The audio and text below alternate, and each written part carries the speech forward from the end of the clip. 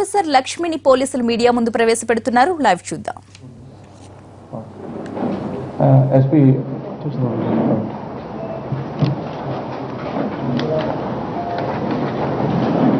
Okay అండి, ఇంతవరకు okay కదా. ఆవిడే మాస్టర్ అని ఎట్లా సార్, ఎట్లా బేసిక్గా డైరీలో రాసిన మాటలేనా, లేకపోతే మీ ఇన్వెస్టిగేషన్లో కూడా ఆమె చావుకి ఏమి వేధింపే కారణం అని ఏమన్నా తెలుసా?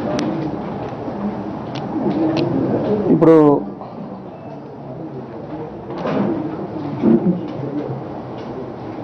మా ఇన్వెస్టిగేషన్, మా రిమాండ్, మా ఛార్జ్ షీట్లో మేము తెలిపే పారాగ్రాఫ్స్లో ఏముంటుందంటే బేసికలీ డైరీ ఎవిడెన్స్, ఆ తర్వాత డైరీ ఎవిడెన్స్ ఏమంటారంటే డైరెక్ట్ ఎవిడెన్స్ అంటారు, ఆ తర్వాత ఇండైరెక్ట్ ఎవిడెన్స్ అంటే ఇతరుల స్టేట్మెంట్స్, విట్నెస్ స్టేట్మెంట్, ఆ తర్వాత సర్కమ్స్టాన్షియల్ ఎవిడెన్స్ అంటే అక్కడ ఆ టైంకి ఆ పరిస్థితులకి జాయింట్ లింక్ అయ్యే ఎవిడెన్స్.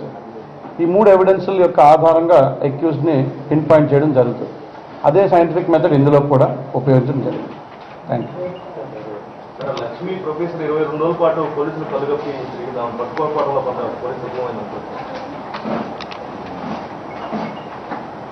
ఆమె ప్రారంభంలో వెళ్ళిపోయిన తీరు చూస్తే ఒక లోకల్ ఇన్సిడెంట్లో ఒక లోకల్ వ్యక్తి బయటకు వెళ్ళినప్పుడు అటువంటి అక్యూజ్ని తీసుకురావడంలో జనరలీ 1 or 2 ప్లేసెస్కి వెళ్తారు. పోలీస్ డిపార్ట్మెంట్ యొక్క ఎక్స్పీరియన్స్లో చూస్తే హార్డ్లీ 1 or 2 ప్లేసెస్లో ఇలాంటి అక్యూజ్డ్, ఇలాంటి కేసెస్లో మర్డర్ కేసు, డెకాయిట్ కేసు అంటే రాష్ట్రాలు తిరుగుతూ ఉంటాం.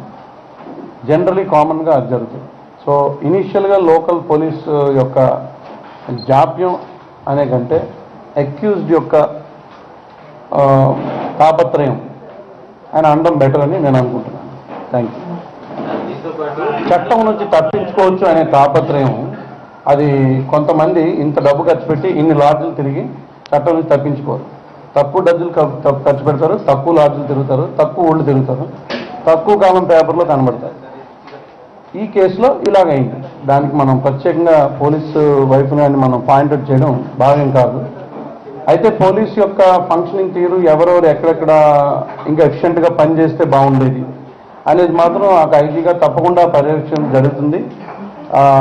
అడ్మినిస్ట్రేటివ్గా దాన్ని కూడా దృష్టిలో తీసుకోవడం జరుగుతుంది. ఎందుకంటే నెల్లూరు నుంచి, అన్ని చోట్ల నుంచి, గుంటూరు రోడ్ నుంచి, అన్ని చోట్ల నుంచి పోలీసులు తీసుకొచ్చి వాడవలసిన అవసరం ఎప్పుడైతే వచ్చిందో డెఫినెట్గా ఈ కేసు ఈ స్థాయిలో ఈ లోకల్ పరిధిలో ఎందుకు వాళ్ళు సరిగ్గా పూర్తి చేయలేకపోయారు అన్న దానిపైన కూడా సెపరేట్గా రిపోర్ట్ నివేదిక ఇవ్వడం జరుగుతుంది. దీంతో పాటు డీజీపీ గారు మాట్లాడుతూ కొద్దిమంది పోలీస్ అధికారులు కూడా ఆమెకు సహకరిస్తున్నారని మాకు తెలిసింది అని అన్నారు. అట్లాంటిది ఏమైనా ఉందా? అది అంటే అక్కడ అన్నది మళ్ళీ ఇక్కడ అడగడం, ఇక్కడ అన్నది అక్కడ ఎందుకు తర్వాత అవును.